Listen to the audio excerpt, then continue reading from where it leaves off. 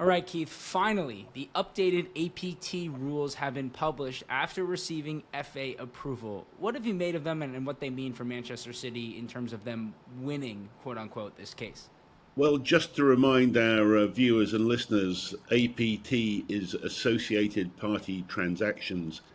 And what it was meant to try and legislate against was clubs putting meaningless numbers behind sponsorship. So selling their shirt sponsorship for £1 billion to a related party or whatever.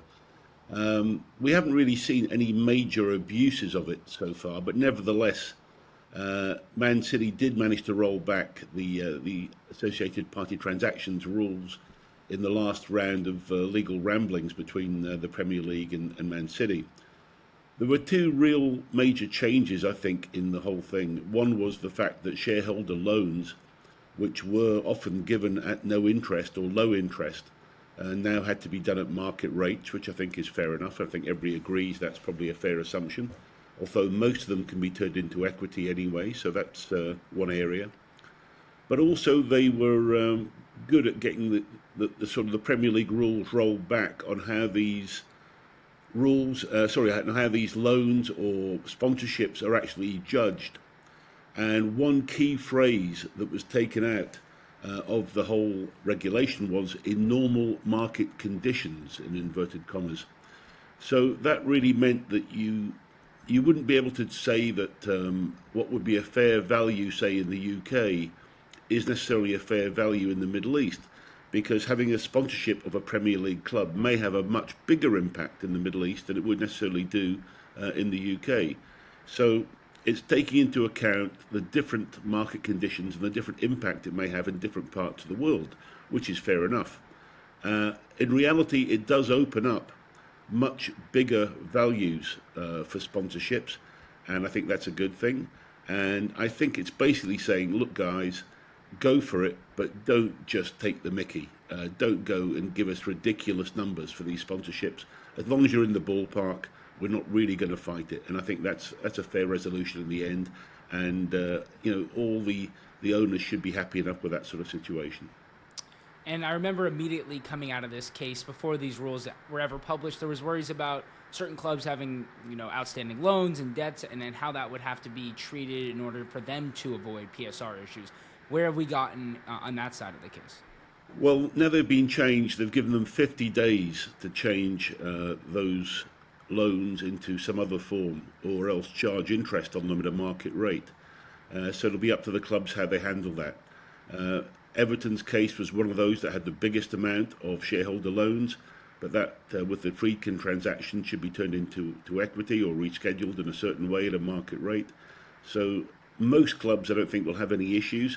Brighton's another one that had big money, so did Arsenal, but I think they're all taking steps to make sure that these rules don't impact them. And I think it's a fair enough move. And so I don't see any major changes coming out of this change in rules other than a bit more freedom in terms of getting sponsors at a higher price.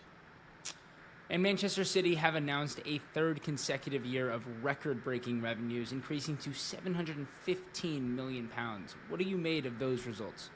Yeah, look, the results are excellent. It's the third straight year of really strong financial results. City have shown that they're able to sell players as well. There's been some good player sales numbers as well. But they've kept pretty consistent at having a squad value of around about just over £1 billion. And that seems to be the benchmark that they're going for. And they managed to top up that squad and do it well. They're obviously doing very well in European competitions this season, perhaps not so well. But nevertheless, for the preceding seasons, they've done very well. We may see a downturn if they don't come back strongly in terms of the European situation this season. But they've obviously done very well. So everything, I think they're doing well. Their commercial side is gradually creeping up. They're putting more seats into the Etihad. Look, overall, it's just a great set of results and a very well-run club. Ferran Soriano, as a CEO, is well known to be a very, very good operator, and it's come through into the whole situation. They've done well. The impact of the City Financial Group also helps them perhaps with some player trading issues, but look, overall, it's very solid. And this is what makes me laugh to some degree, is that some of these rules of sustainability about clubs were meant to try and curb City, but they're one of the most sustainable clubs that you can see. There's no danger of them going bust. So often, why these rules are applying to them often makes me laugh. It's funny, right? Because it feels like if these rules had been in place when these owners had come in, 16 years ago now, we'd be talking about a different story. It'd be more like what's going on at Newcastle, where they're having PSR issues. They have to figure out how to get sponsorship dollars in rather than a blank checkbook. Yeah, you're absolutely right. But this is often is the other worrying argument, though. On the other side is, have they pulled the drawbridge up behind them and stopped other clubs from trying to get the benefit they did? And that's often what people argue about as well. So that's a very fair argument, and so it should be fair. But it's often difficult to see how we can say Man City aren't sustainable. And there's been a lot of talk about the Club World Cup and potentially clubs boycotting it. There's not enough sponsorship dollars. That seems to all have gone away, as Man City and Chelsea are reportedly in line to earn up to £60 million from the Club World Cup this coming summer. Is this a significant boost for the clubs? Like, are they now more excited about playing in this competition? You bet. 60 million is the sort of money that does some talking, and that's why those clubs are there. Also, I think they're also carrying favour with FIFA. They're going to try and help FIFA there if they can do to stop any political discussions behind the scenes. But 60 million is a big number, and I think it can only grow. If FIFA are able in some way to get a streaming deal, which the rumours of for the Club World Cup, there could even be more money to share in the pot. So we'll wait and see how that pans out. But look, for a short tournament, then yes, it's a big money deal.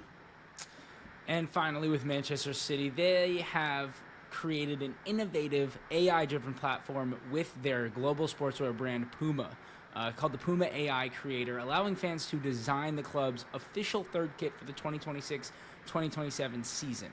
Is this the best use of AI we've seen in terms of fan interaction in a while? I feel like this really gets fans feel like they're connected to the club. Well, look, I do think it's a good use of AI, and I think it's an innovative opportunity. When I looked into it in a bit more detail, though, it could also become a bit of a revenue-raising situation for the club, because the fans who want to enter this sort of I wouldn't call it a competition, but certainly the input with fan engagement, they have to buy tokens after a certain number of entries. So I don't know the actual price of those, but there's some revenue potential there. I've had situations in clubs before when I've had fans certainly feed into the kit design situation. I think nearly every club has some fans that are either in this area of actual professionally in their work or in design studios. And there's some very clever ideas that come from fans. So I think it's very good. Of course, the issue will be, in terms of the technical side of actually producing the kit, the materials used, the colours used, all those things have to be taken into account.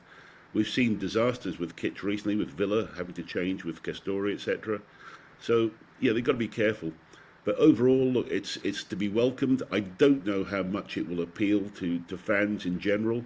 I mean, I'm sure a lot of 9 and 10-year-olds might get their crayons out and try and design a kit, but that won't be the ones that are going to win. But professionals can do, but it's going to be a very limited number of people, I think, that will get involved. But any connection with the fans is to be applauded. So overall, it's fascinating, and there could be bigger uses of it as we go ahead.